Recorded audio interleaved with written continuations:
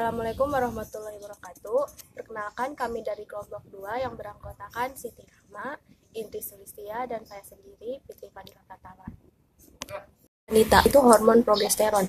Jadi beberapa penelitian menunjukkan bahwa hormon progesteron merupakan hormon pada wanita yang berperan dalam sexual drive, yaitu sebagai pengelola dalam aktivitas seksual pada wanita. Hormon progesteron dapat mempengaruhi salah satu tahapan pada aktivitas seksual, yaitu desire. Wanita hamil akan mengalami perubahan pada sistem endokrin. Nah, hormon yang mengalami peningkatan selama kehamilan adalah progesteron dan estrogen. Selanjutnya yaitu hormon testosteron. Pada wanita, hormon ini diproduksi di dalam ovarium dalam jumlah yang kecil. Bersama dengan hormon seks wanita yaitu estrogen, hormon testosteron berperan memproduksi sel darah baru, meningkatkan libido, dan mempengaruhi hormon perangsang pelepasan sel telur yang berperan dalam sistem reproduksi wanita. Kemudian luteinizing hormon atau disingkat dengan LH pada wanita berfungsi untuk membantu tubuh mengatur siklus menstruasi dan ovulasi. Oleh karena itu, hormon ini juga berperan dalam masa pubertas. Hormon ini diproduksi oleh kelenjar hipofisis di otak. Umumnya, kadar hormon LH pada wanita akan meningkat saat menstruasi dan setelah menopause. Follicle Stimulating Hormone atau FSH. Hormon ini membantu mengendalikan siklus menstruasi dan produksi sel telur di ovarium. Kadar hormon FSH yang rendah menandakan bahwa wanita tidak mengalami ovulasi. Ada gangguan pada kelenjar hipofisis atau bisa juga menandakan kehamilan. Selanjutnya, hormon oksitosin. Hormon oksitosin berada di dalam hipotalamus pada otak. Hormon ini membantu merangsang rahim berkontraksi saat trimester akhir kehamilan. Hormon oksitosin juga membantu merangsang produksi air susu ibu atau ASI setelah proses persalinan. Nah, proses menyusui dipengaruhi oleh dua hormon utama yaitu hormon prolaktin dan juga hormon oksitosin. Reproduksi pada laki-laki itu ada follicle stimulating hormone atau FSH. Hormon ini pada wanita juga memiliki peran terhadap proses pembentukan sel telur di ovarium serta turut mengendalikan siklus menstruasi. Nah, sementara pada pria, hormon FSH berfungsi untuk mengendalikan produksi sperma dan perkembangan organ kelamin. Kemudian hormon testosteron. Hormon testosteron ini merupakan hormon seks yang memainkan peran penting pada fisiologi tubuh manusia. Testosteron terutama disintesis pada organ gonad, yaitu testis pada laki-laki. Luteinizing hormon atau disingkat dengan LH. Hormon LH ini juga diproduksi di kelenjar pituitari dan kerjanya saling melengkapi dengan hormon FSH. Pada wanita, hormon reproduksi ini mempengaruhi ovarium, pelepasan sel telur, ovulasi, siklus menstruasi, dan juga kesuburan. Sementara pada pria, LH merangsang produksi testosteron yang mempengaruhi tingkat produksi sperma pria. Selanjutnya, hormon estrogen dan hormon inhibin. Pada pria, salah satu fungsi estrogen ini untuk mengontrol kesehatan sperma. Namun, jika kadar estrogen pada pria terlalu tinggi, dapat terjadi penurunan kualitas sperma dan disfungsi ereksi. Sedangkan hormon inhibin diproduksi oleh sel Sertoli pada testis. Hormon ini akan menjaga kesehatan dan kematangan sperma. Hormon ini akan dilepaskan dari testis ketika tingkat sperma sudah tinggi. Ia akan mengatur produksi sperma serta menjaga konsentrat hormon pria tetap di titik yang konstan. Sebelum ke proses ovulasi, mari kita bahas apa yang dimaksud ovulasi ya. Ovulasi adalah proses pelepasan sel telur matang yang siap untuk dibuahi dari indung telur atau ovarium ke tuba falopi atau saluran antara indung telur dan rahim. Kapan sih waktu terjadinya ovulasi? Ovulasi biasanya terjadi di tengah siklus menstruasi. Dalam siklus menstruasi yang teratur yaitu kisaran 28 hari. Pelepasan sel telur biasanya sekitar 14 hari sebelum periode menstruasi berikutnya. Tanda-tanda ovulasi itu ada 3 ya. Yang pertama, perubahan lendir serviks. Yang kedua, perubahan suhu tubuh. Yang ketiga, gejala lainnya.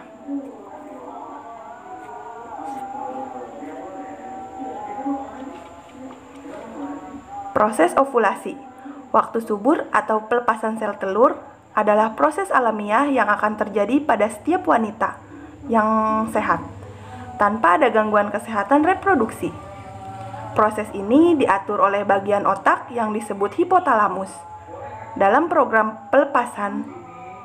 proses pelepasan sel telur, terdapat beberapa tahap, yaitu yang pertama periovulatory atau tahap folikular, yang kedua ovulasi, yang ketiga postovulatory atau tahap luteal.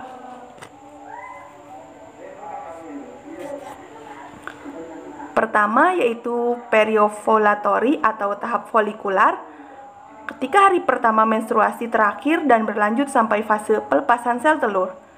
Tahap folikuler bekerja ketika lendir telah melapisi lapisan sel telur dan bersiap untuk bergerak keluar menuju rahim. Pada saat itu rahim sudah mulai siap untuk menerima telur, sehingga dinding-dinding rahim menebal. Ovulasi. Tubuh memiliki enzim khusus yang bertugas untuk membentuk lubang pada tahap ovulasi pada masa subur. Ini memudahkan sel telur bergerak melalui tuba Fallopi, yaitu saluran yang menghubungkan indung telur ke rahim. Kemudian, telur yang matang akan masuk ke dalam saluran dan melewatinya hingga mencapai rahim. Dalam tahap ini biasanya terjadi pembuahan. Pembuahan terjadi di tuba Fallopi dan berlangsung sekitar 24 hingga 48 jam. Pelepasan sel telur biasanya terjadi pada 14 hari sebelum siklus menstruasi. Selanjutnya berlangsung. Ketika mendekati masa ovulasi, produksi lendir serviks akan meningkat. Lendir serviks ini juga berperan membantu sperma berenang menuju sistem reproduksi wanita. Selanjutnya yaitu postovulatory, tahap luteal. Jika pembuahan berhasil, sel telur tersebut akan langsung ditanam tubuh pada dinding-dinding rahim dengan bantuan luteinizing hormon atau LH. Fase luteal memiliki garis waktu yang tepat dan biasanya berlangsung 12 hingga 16 hari sejak masa pelepasan sel telur. Namun apabila tidak terjadi pembuahan sama sekali, telur dan dinding rahim yang sudah menebal akan meluruh. Saat itulah akan terjadi menstruasi. Sebelum ke proses menstruasi, mari kita bahas apa yang dimaksud menstruasi ya. Proses keluarnya darah dari vagina yang terjadi diakibatkan siklus bulanan alami pada tubuh wanita.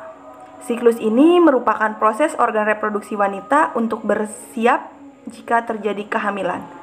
Persiapan ini ditandai dengan penebalan dinding rahim atau endometrium yang berisi pembuluh darah.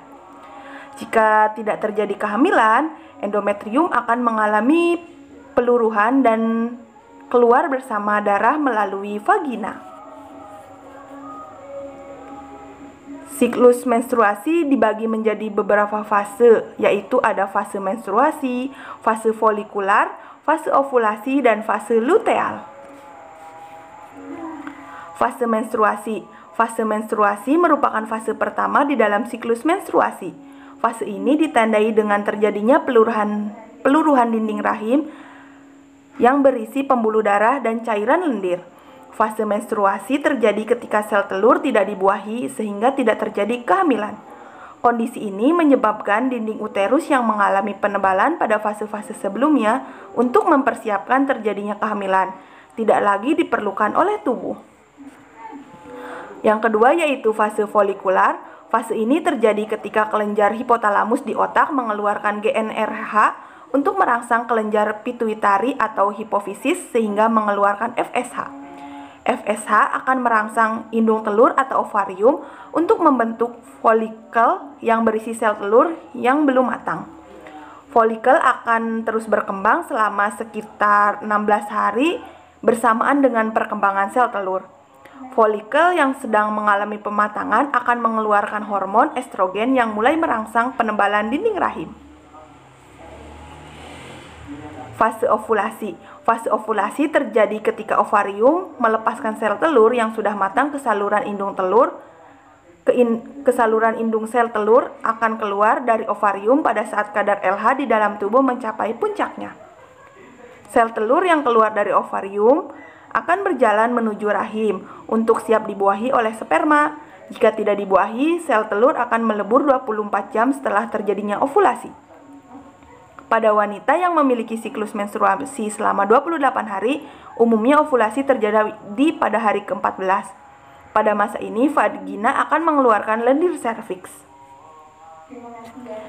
Yang keempat yaitu fase luteal. Fase ini terjadi ketika folikel yang sudah mengeluarkan sel telur yang sudah matang berubah menjadi jaringan yang dinamakan corpus luteum.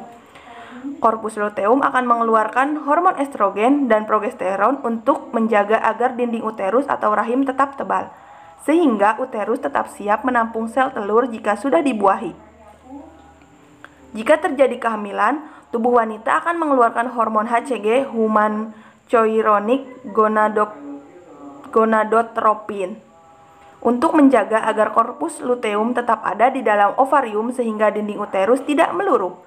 Akan tetapi, jika tidak terjadi kehamilan, korpus luteum akan meluruh sehingga kadar hormon estrogen dan progesteron dalam darah juga akan menurun. Penurunan kadar hormon estrogen dan progesteron akan menyebabkan dinding uterus mengalami peluruhan dan terjadi menstruasi. Fase luteal umumnya terjadi sekitar 11-17 hari dengan rata-rata lamanya adalah 14 hari. Faktor-faktor yang mempengaruhi menstruasi: yang pertama stres, yang kedua olahraga yang berlebihan, yang ketiga overweight atau underweight, dan yang keempat merokok dan alkohol. Baik, saya Siti Rahma akan menjelaskan mengenai menopause dan andropause. Nah, yang pertama yaitu menopause. Nah, kata menopause berasal dari bahasa Yunani, yaitu men yang artinya bulan, dan psis yang artinya penghentian sementara. Sehingga menopause adalah berhentinya masa menstruasi. Nah, wanita akan mengalami penurunan hormon reproduksi ketika mencapai usia 40 hingga 50 tahun. Nah, wanita dikatakan menopause yaitu bila tidak mengalami menstruasi lagi minimal 12 bulan. Nah, menopause ini terjadi saat seorang wanita bertambah usia. Karena bertambahnya usia, ovarium atau indung telur itu akan semakin sedikit memproduksi hormon kewanitaan, yaitu hormon estrogen dan hormon progesteron. Nah, akibatnya ovarium atau indung telur tidak lagi melepaskan sel telur, sehingga menstruasi menjadi terhenti.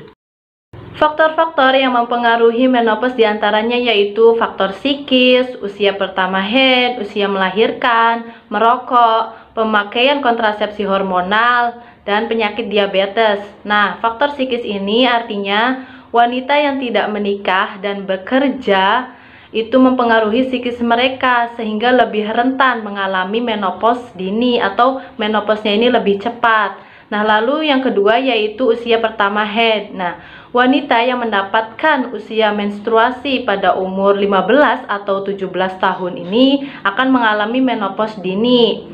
Nah, lalu yang ketiga usia melahirkan. Nah, melahirkan di atas 40 tahun itu akan mengalami usia menopause yang lebih tua karena kehamilan atau persalinan akan memperlambat sistem kerja organ reproduksi. Nah, lalu yang selanjutnya adalah merokok. Nah, wanita perokok akan lebih cepat menopause karena merokok ini akan mempengaruhi dan membuang hormon estrogen. Nah, lalu selanjutnya adalah pemakaian kontrasepsi hormonal. Nah, ini akan lebih tua memasuki masa menopause karena kontrasepsi hormonal ini menekan kerja ovarium atau indung telur. Nah, lalu penyakit diabetes, nah, ini akan menyebabkan menopause dini. Nah, selain penyebab menopause dini yang sudah disebutkan sebelumnya, ada penyebab lain dari menopause yang terjadi sebelum umur 40 tahun. Nah, diantaranya yaitu yang pertama ada insufisiensi ovarium primer, yang dimana terjadi akibat kelainan genetik atau autoimun yang membuat indung telur atau ovarium itu berhenti berfungsi. Nah, yang kedua yaitu operasi pengangkatan rahim. Nah, jika indung telur atau ovarium ikut terangkat atau ikut diangkat, maka menopause ini dapat langsung terjadi. Nah, lalu ada pengobatan kanker. Nah, kemoterapi untuk mengatasi kanker rahim dapat merusak indung telur sehingga dapat memicu menopause dini. Periode dari menopause terdiri dari 3 periode, yaitu ada premenopause, lalu menopause, dan pasca menopause. Nah, yang pertama yaitu premenopause. Nah, ini ditandai dengan berkurangnya hormon yang keluar dari ovarium sehingga masa haid menjadi tidak teratur. Nah, lalu yang kedua yaitu menopause. Nah, pada tahap menopause ini selalu ditemukan kadar hormon FSH yang tinggi. Nah, lalu yang ketiga yaitu pasca menopause. Nah, ini adalah setelah masa menopause sampai senium, yaitu di usia lebih dari 60 tahun, yang dimulai setelah 12 bulan amenorea. Nah, pada saat pasca menopause ini kadar estradiol sangat rendah, sehingga mengakibatkan endometrium menjadi atrofi. Nah, sehingga haid ini tidak mungkin terjadi lagi. Menurut Kuryaman dan Ermiati tahun 2018, gejala menopause ini terjadi dalam masa perimenopause, yaitu beberapa bulan atau beberapa tahun sebelum menstruasi berhenti. Nah, gejala atau tanda-tanda menopause diantaranya yaitu adanya perubahan siklus menstruasi, perubahan penampilan fisik, perubahan psikologi, perubahan seksual, lalu perubahan fisik. Nah, perubahan siklus menstruasi ini seperti menstruasi tidak teratur, kadang lebih awal atau terlambat dari jadwal biasanya. Nah, lalu darah yang keluar saat menstruasi dapat lebih banyak atau lebih sedikit. Nah, yang kedua yaitu perubahan penampilan fisik seperti berat badan menjadi bertambah, lalu ada rambut rontok, kulit menjadi lebih kering, payudara kendur, dan lainnya. Nah, lalu perubahan psikologi seperti depresi, sulit tidur atau insomnia, lalu suasana hati sering berubah-ubah. Nah, selanjutnya itu perubahan seksual, yang dimana terjadi penurunan gairah seksual akibat penurunan hormon estrogen yang membuat klitoris menjadi kurang sensitif, lalu vagina menjadi kering, adanya rasa tidak nyaman, gatal, atau perih di sekitar vagina. Nah, lalu perubahan fisik juga yang terjadi yaitu sering merasa pusing, merasa gerah atau panas sehingga mudah berkeringat, lalu berkeringat di malam hari, lalu adanya infeksi yang berulang pada saluran kemih, dan wanita menopause ini lebih beresiko mengalami penyakit jantung dan juga osteoporosis. Selanjutnya yaitu perubahan-perubahan juga terjadi pada organ reproduksi wanita akibat berhentinya haid. Nah, yang pertama uterus. Nah, uterus ini akan mengecil akibat menciutnya selaput lendir rahim, kehilangan cairan, dan juga perubahan bentuk jaringan ikat antar sel. Nah, yang kedua yaitu ovarium atau indung telur. Nah, semakin tua, maka jumlah folikel primordial akan semakin berkurang, sehingga siklus haid ini akan menjadi terhenti. Dan lalu yang ketiga yaitu tuba falopi. Nah, lipatan-lipatan tuba falopi menjadi lebih tipis, pendek, mengkerut, dan juga rambut getar dalam tuba ini akan menghilang. Nah, lalu yang keempat adalah serviks. Nah, serviks ini akan mengkerut sampai terselubung oleh dinding vagina. Selanjutnya yaitu ada cara untuk meredakan gejala menopause secara mandiri, diantaranya yaitu mengenakan pakaian tipis berbahan katun. Tujuannya untuk mengurangi rasa gerah selama masa perimenopause. Nah, yang kedua yaitu menghindari makanan pedas, lalu minuman panas berkafein dan juga beralkohol. Nah, yang ketiga yaitu menerapkan teknik relaksasi seperti meditasi, yoga, dan juga lainnya. Nah, tujuannya ini untuk mengurangi stres dan juga mencegah depresi. Nah, yang keempat yaitu menjalani gaya hidup sehat seperti tidur yang cukup, rutin berolahraga, dan juga menerapkan pola makan yang sehat. Dan banyak cara lain yang dapat dilakukan. Selanjutnya yaitu andropause. Nah, istilah andropause berasal dari bahasa Yunani, yaitu andro yang artinya pria dan juga pause yang artinya penghentian. Nah, jadi andropause ini merupakan berhentinya fungsi fisiologis pada pria. Nah, penyebab andropause ini adalah menurunnya kadar hormon testosteron seiring dengan bertambahnya usia. Nah, sehingga produksi sperma yang dihasilkan itu menjadi berkurang. Nah, di usia 40 akhir hingga 50 tahun awal, gejala andropause ini biasanya muncul. Nah, di masa ini hormon testosteron hilang hampir setengahnya. Nah, lalu faktor-faktor yang mempengaruhi andropause diantaranya yaitu ada faktor usia, indeks massa tubuh, konsumsi alkohol, merokok, aktivitas fisik, kadar gula darah puasa, lalu tekanan darah, stres kerja, dan banyak faktor lainnya. Selanjutnya yaitu gejala-gejala andropause. Nah, gejala andropause sering juga disebut dengan testosteron deficiency syndrome atau TDS, yang mana berkaitan dengan ketidakseimbangan endokrin. Nah, gejala-gejalanya diantaranya yaitu yang pertama, berkurangnya gairah seksual, lalu kekurangan energi dan cepat merasa lelah, mood mudah berubah atau lebih sensitif, lalu berkeringat cukup banyak pada malam hari, lalu bertambahnya berat badan walaupun nafsu makan berkurang, lalu banyak rambut yang rontok, daya ingat menjadi lebih berkurang, lalu insomnia atau susah tidur, lalu denyut jantung menjadi tidak teratur, lalu pembesaran puting pada pria seiring bertambahnya usia, dan banyak gejala lainnya. Selanjutnya, ada cara untuk meredakan gejala andropause. Nah, diantaranya itu yang pertama, hindari makanan berpengawet, berkalori, dan berlemak yang tinggi. Yang kedua, menjaga pola makan yang sehat dan juga bergizi seimbang. Nah, yang ketiga, menjaga istirahat dan juga tidur yang cukup. Nah, yang keempat, kurangi kebiasaan merokok dan juga minum alkohol. Nah, yang kelima, olahraga yang teratur. Lalu yang keenam, mengelola stres, depresi, dan juga gangguan kecemasan yang dialami. Dan juga banyak cara lain yang dapat dilakukan. Mungkin cukup sekian dari kelompok kami, kurangnya mohon maaf, semoga bermanfaat. Terima kasih. Wassalamualaikum warahmatullahi wabarakatuh.